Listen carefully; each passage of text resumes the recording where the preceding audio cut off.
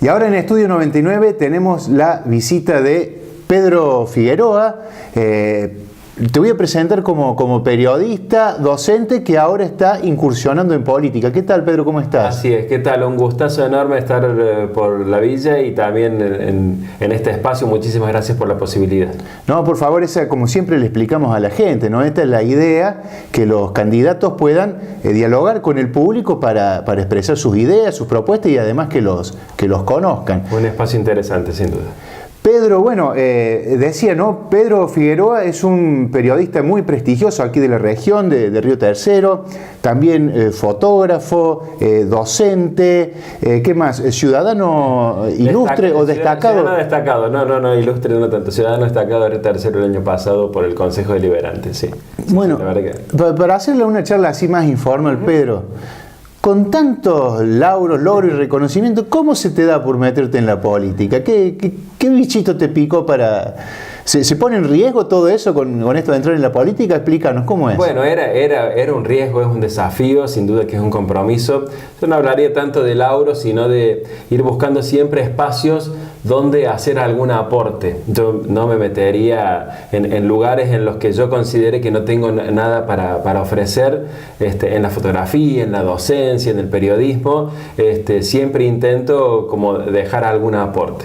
Y cuando viene la posibilidad de la política, sí, uno pensó, bueno, y todo lo que uno ha hecho, poco, mucho, en este terreno tan complicado que es la política, o que tiene muy mala fama en realidad. ¿Vos coincidís con esa mirada? Sí, plenamente. Que en la sociedad tiene como una mala prensa, por así decirlo? Plenamente. De hecho, es lo primero que yo pensé cuando viene alguna invitación desde el lado político, de decir, ¿dónde me voy a meter? Porque uno desde el periodismo puede conocer alguna parte. Pero cuando empiece la propuesta de cómo era el espacio, de cómo era la posibilidad, de cómo iba a ser mi inserción, de que no era prestar un nombre, sino que era tener real protagonismo en la campaña del departamento, y que una de las primeras iniciativas es bajar los privilegios de los políticos.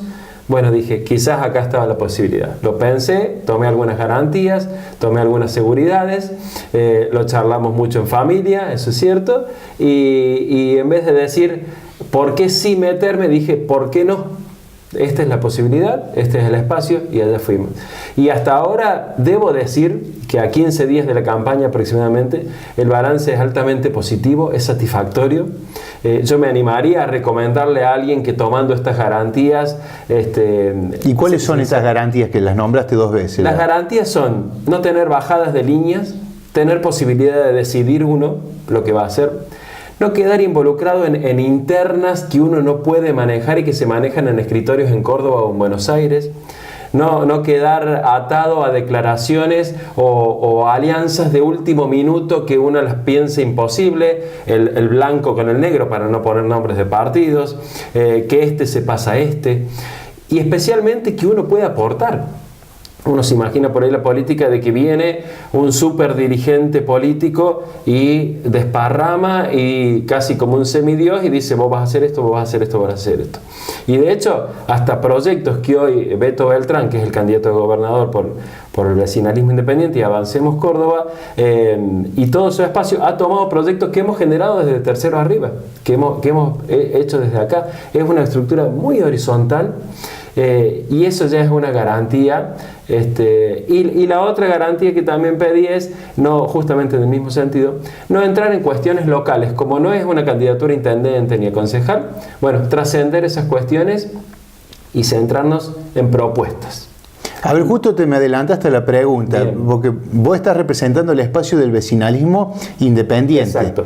¿Esto tiene un funcionamiento orgánico en las distintas jerarquías, digamos, a nivel departamento, provincia? No. Aquí en Villa Escazú tenemos un movimiento por el vecinalismo independiente. Exacto. No hay relación con ustedes. Hay relación por estar dentro del mismo espacio, obviamente. Es el mismo espacio. Es el mismo espacio, exactamente, pero son iniciativas totalmente independientes.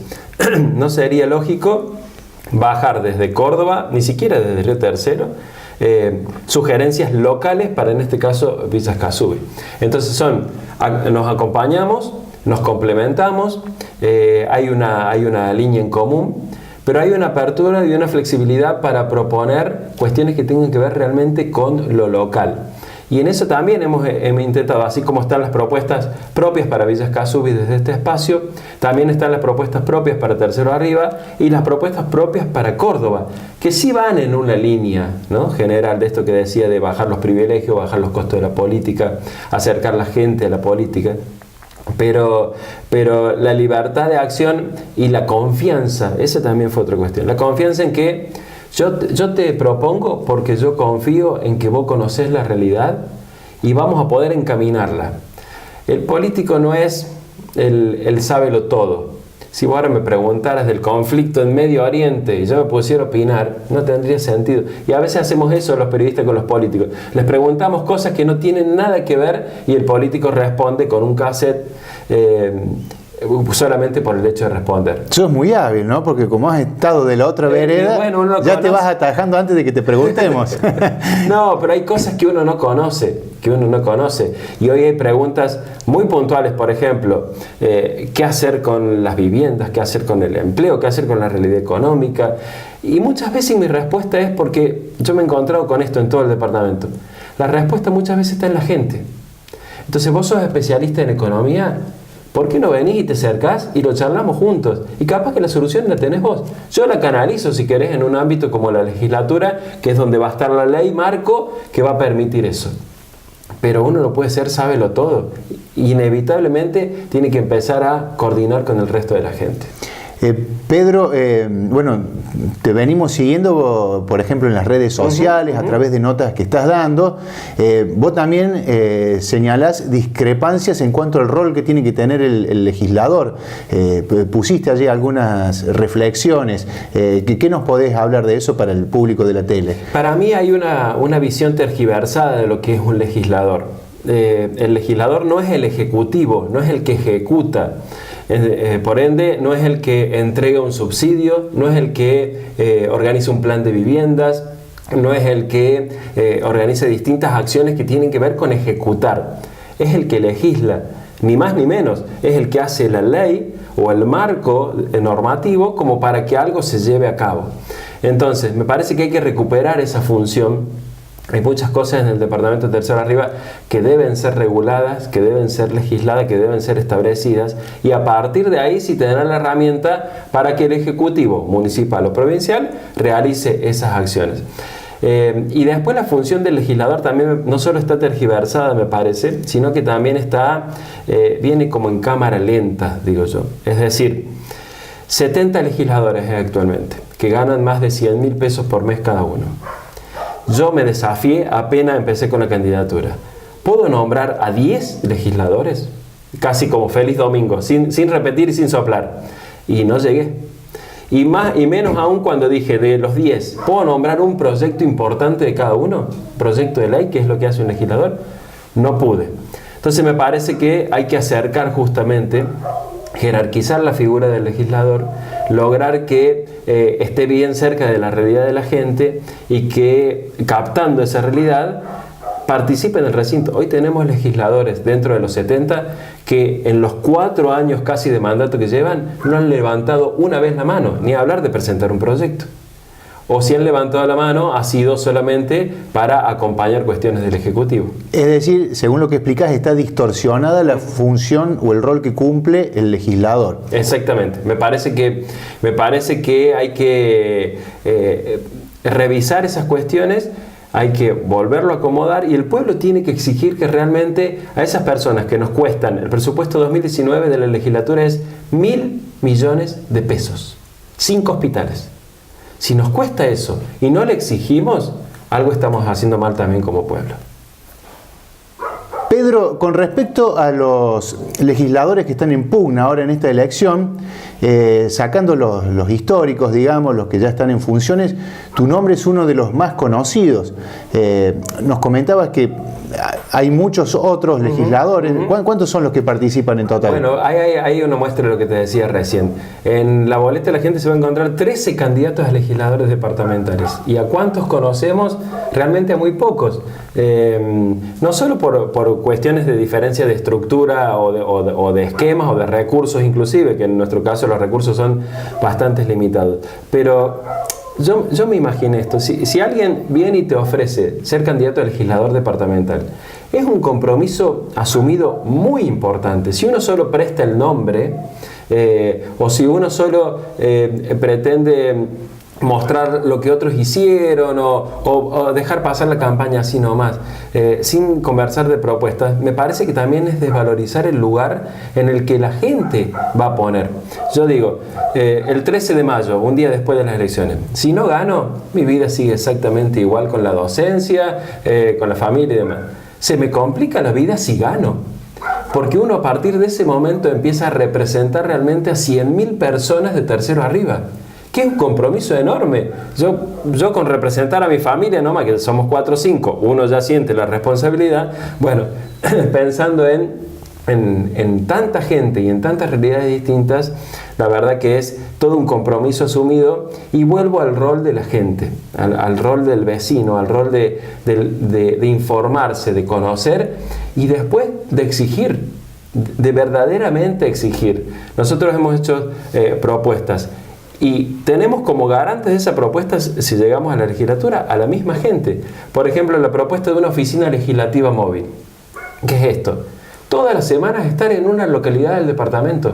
Entonces, en medio año, nosotros recorrimos cada una de las localidades. Y en un año estuvimos 2 veces en las 17 localidades del departamento. 17 son las localidades. 17 localidades. Desde la más grande que es Río Tercero hasta la más chiquita que puede ser Los Zorros, James Cray, etc. Así que no es imposible escucharlas a las 17, digamos. Pero totalmente. No es una cantidad...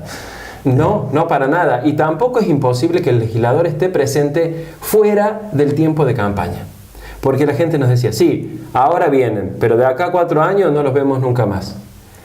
¿Cómo yo como legislador voy a conocer la realidad de Las Perdices, de Pampayasta, de Tancacha, o de Almafuerte, o de Oliva, que nos queda un poco más lejos, si no voy al lugar, si no escucho a la gente?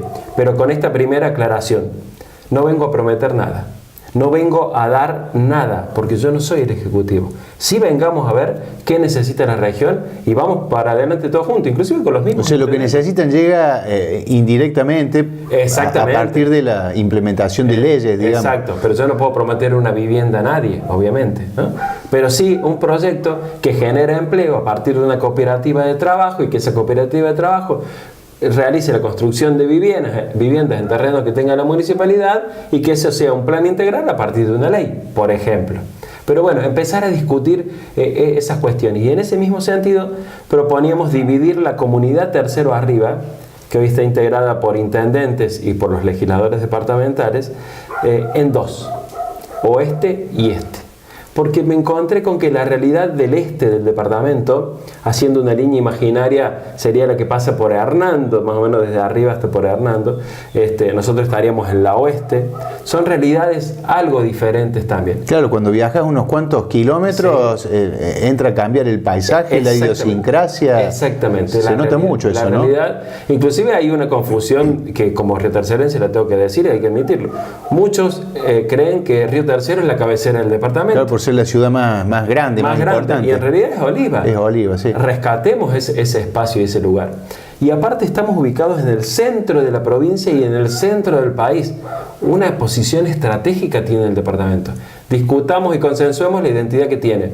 Si uno dice Calamuchita, se imagina la identidad. Si uno dice Punilla, se imagina una identidad. Si uno dice Tercero Arriba, y uno puede decir el campo, pero también el servicio, pero también los eventos, pero también los congresos, pero también la cuestión comercial fuerte, la exportación, las maquinarias agrícolas. Bueno, pero consensuemos, armemos en ese sentido una identidad.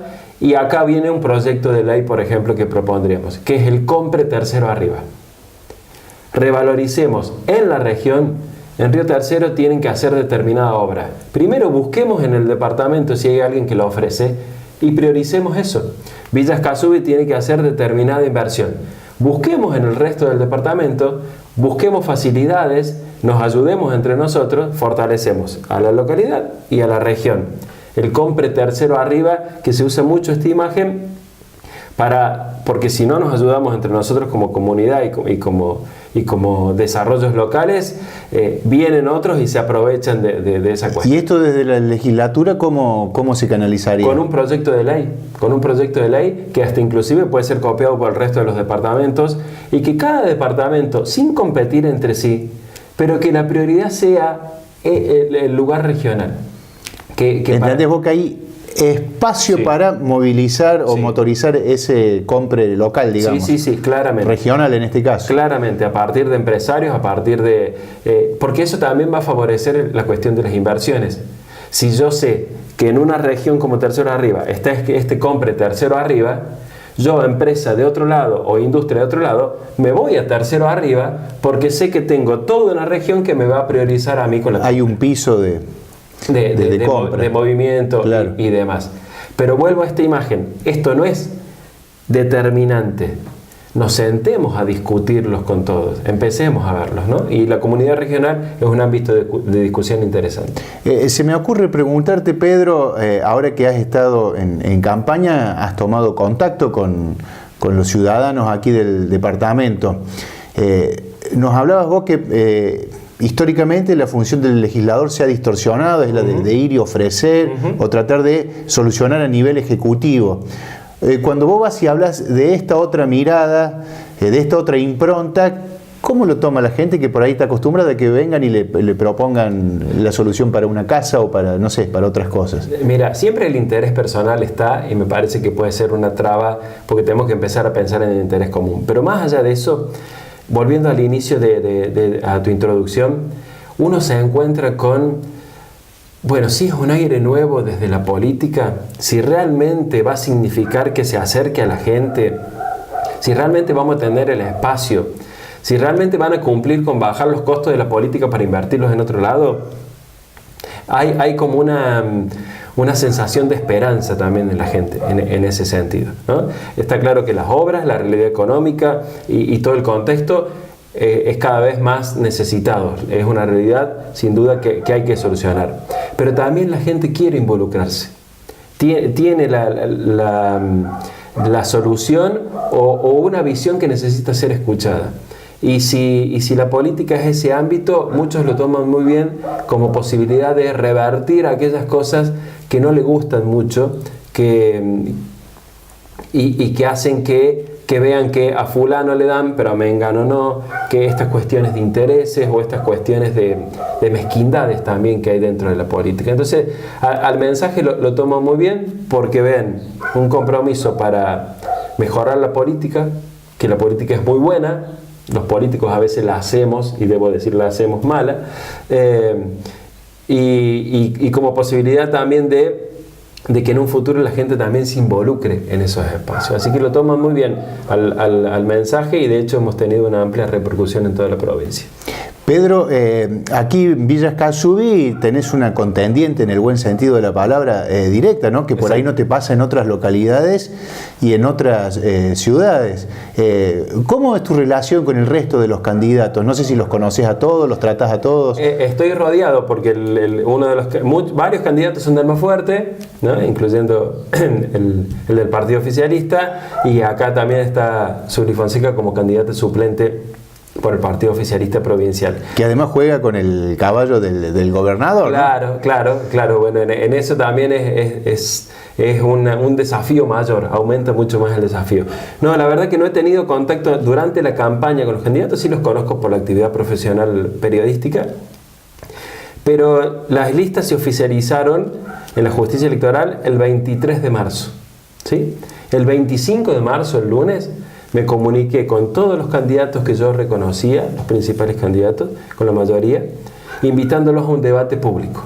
Esa fue mi primera. Y yo decía, el que más tiene las de perder soy yo, porque yo no tengo las habilidades políticas para esas cuestiones. Bueno, Pedro, pero vos sos un periodista besado. Sí. No solo un periodista, sino que uno de los pocos que hay en el interior de la provincia que tiene tu propuesta periodística. Vos has hecho investigaciones. Hemos hecho trabajo, pero estar en un debate político... No juegues acá de humilde tampoco. No, para nada. Pero sí me parecía interesante sentarnos en ámbitos públicos, era la propuesta, o en medios de comunicación, pero que la gente nos pudiera preguntar. Bueno, la gente tiene mucho para preguntar a los políticos, para preguntarnos y para a veces con mucha sinceridad decirnos algunas cosas. Y la propuesta estuvo desde un primer momento, particularmente, individualmente, no me comuniqué con los equipos, sino con los candidatos individualmente, personalmente, y no obtuve ningún tipo de respuesta de ninguno de los candidatos, de sentarnos a debatir. A esta altura estamos a 15 días, como te decía, del cierre de la campaña, pero hubiera sido interesante que en los 2 meses que pasaron fuéramos por distintas localidades. Villa Escazubí, en tal día nos juntamos, debate público. En Oliva, tal día nos juntamos, debate público. En Almafuerte, en Río Tercero, en Pampayasta, en Hernando, en Dalmacio Vélez. ¿Por qué no, de cara a la gente, literalmente, presentar nuestras propuestas? También me encontré con que hay algunos candidatos que no ofrecen propuestas, entonces quizá hay una traba. Pero bueno, uno no pierde las esperanzas de que estos debates sean una realidad permanentemente en la democracia. Porque si no es como esconderse, y como vos decías, usabas una imagen, jugar con el caballo del comisario. Yo no sé si a mí el debate me va a fortalecer o me va a hundir. Pero yo pienso en la gente, en el que lo necesita. Yo como periodista y como vecino... Lo propusiste porque era tu función, sí, pero sí. ¿Sabías que el resultado iba a ser ese? Sinceramente, tenía alguna esperanza. Mucha gente me decía... Mira que no vale mentir acá, ¿eh? No, para nada, no. Pero tenía alguna esperanza de que finalmente se concretara. De hecho, la tengo en estos últimos tiempos. No sé si masivamente, pero en algún momento me parece interesante conversar de propuestas. No de chicanas, no de tirar en contra, ni siquiera de intercambio. Presento mi propuesta, vos presentás la tuya, vos la tuya y vos la tuya, y que la gente tenga ese abanico de posibilidades. Porque si no vamos como sectorizando los mensajes y hasta capaz que terminamos proponiendo lo mismo. Nuestro programa de gobierno desde Beto Beltrán en la gobernación y el programa legislativo del departamento, así como de los 22 departamentos en los que se presenta el vecinalismo independiente, van a estar a disposición de los que ganen. Directamente de los que ganen, sin ningún tipo de rédito, pero ahí están las propuestas si los quieren movilizar, porque nosotros confiamos en la propuesta más allá de las personas que están. Beto Beltrán, no creo que tengamos la oportunidad de conversar con él. ¿Podés vos invitar a la gente a que vote por Beto? ¿Por qué hay que votar por Beto? No descartes, porque está prevista una recorrida por el departamento. Obviamente si pasamos por Villa Escazubí vamos a estar seguramente... Bueno, si le gusta la nota, por ahí... Sin duda. Beto Beltrán, yo me encontré con un periodista, un excelente periodista que conocía desde lo profesional, pero en lo humano, que hemos estado muchísimo en vínculo en este tiempo. Uno también piensa que los candidatos a gobernadores están allá arriba y que uno no llega, y en realidad hemos tenido un vínculo muy directo y muy estrecho, al igual que con el resto, lo tuvo con el resto de los candidatos de toda la provincia. Una persona sin aspiraciones a la carrera política tradicional a la que estamos acostumbrados. Su compromiso, que todos hemos asumido, es 4 años en la política, a lo sumo 4 más en cualquier cargo, y después nos volvemos a nuestras casas. Entonces, no plantear vivir de la política. Hoy tenemos casos de personas que hace 20, 30 o 36 años están en un cargo público. La cuestión no sería eso lo complicado sería preguntar qué realmente le aportaron al bien de la gente en estos 36 años o en estos 20 años. Y capaz que el saldo no es tan positivo. Entonces me encontré con una persona con una amplitud muy grande, con una flexibilidad muy grande y también con una claridad muy grande. El mensaje es claro. Queremos bajar los privilegios de los políticos y queremos discutir propuestas. Y en ese sentido, con pocos recursos, con una estructura en algunos momentos que se hace bastante cuesta arriba, pero que eso aumenta el desafío, es lo que se ha intentado plasmar en todo este tiempo de campaña. Yo no diría voten a Beto Beltrán, votenme a mí, voten al vecinalismo independiente. Yo lo que diría es, vean cómo votar, vean la boleta única, que es toda una cuestión, cómo puedo marcar a un cargo y a otro, a uno sí, a uno no, y que después analicen. ¿Es saludable ese ejercicio? Para mí sí, para mí claramente que sí. Para mí, es más, para mí no debería estar el casillero de lista, voto lista completa. Uno tendría que molestarse en marcar los cargos, aunque sean toda la misma lista, marcar 5, 4, 3 cruces. O sea, obligado a elegir por cada... A elegir, esa es la palabra. Elijamos, que no elijan por nosotros, que no elijamos el menos peor, que realmente nuestro voto sea afirmativo y que se diga, bueno, yo voto, y si alguien porque a veces nos interrogan y nos dicen, ¿por qué votaste fulano? Que uno tenga un argumento realmente firme para decir, yo elegí este voto. Y si ese argumento tiene que ver no solo con lo que a mí me importa o a mí me interesa, sino con el bien común, me parece que un paso democrático hemos dado muy grande. Entonces yo no diría a contracorriente por ahí de lo que se dice, que nos voten ciegamente, sino que si nos votan, que sea con criterio y porque analizaron y confiaron en nuestras propuestas. Pedro, ya quedan pocos días para la elección. ¿Cómo es la lectura que haces vos del país, de la provincia, aquí de la región, y el rol que van a tener que cumplir ustedes los legisladores, por ahí, no sé, con algunas leyes específicas, por el contexto, si es que amerita? ¿Qué análisis haces de eso? Sí, a mí me parece que la legislatura, y más en este tiempo, debería tener un rol protagónico directamente, no tanto el Ejecutivo. No te olvides que también la legislatura es un órgano de control del Ejecutivo, de las acciones administrativas y de las normas, que hoy no está cumpliendo tampoco ese rol, porque por constitución provincial está la cláusula de gobernabilidad que dice que el partido que gana, por más que gane un voto, tiene mayoría en la legislatura. Ya de entrada no tenemos posibilidad de control, porque son la mitad más uno de la legislatura que sí o sí, lamentablemente sí o sí, va a votar siempre a favor del oficialismo, por más que la conciencia de alguno diga que no. Entonces me parece que el rol de la legislatura debería ser protagónico en este tiempo, y en un contexto de crisis, de pobreza, de agravamiento de la situación social, me parece que muchísimo más. Pero vuelvo a esta cuestión, con un oído en la gente. Si yo pienso solucionar esta crisis pensando en los grandes empresarios, en los que más tienen, en mantener privilegios de los que siempre lo tuvieron, estoy errando el camino. Tengo que empezar a ver realmente qué le pasa a la gente. Córdoba tiene un índice de pobreza cada vez mayor, y mucho más en la niñez. ¿Es cuestión del gobierno nacional? Sí, claramente. ¿Y en lo provincial no tenemos responsabilidad? ¿No tenemos nada para hacer? ¿No podemos pensar en algún instrumento legislativo que traslade fondos de un lado para el otro para sanear esta situación? ¿Sabemos lo que se gasta realmente en cada uno de los ámbitos? ¿Sabemos lo que se invierte? ¿Sabemos si la corrupción, hay un órgano de control anticorrupción que no funciona? ¿Sabemos si la corrupción no nos está quitando lo que podría ir para esos sectores más vulnerables?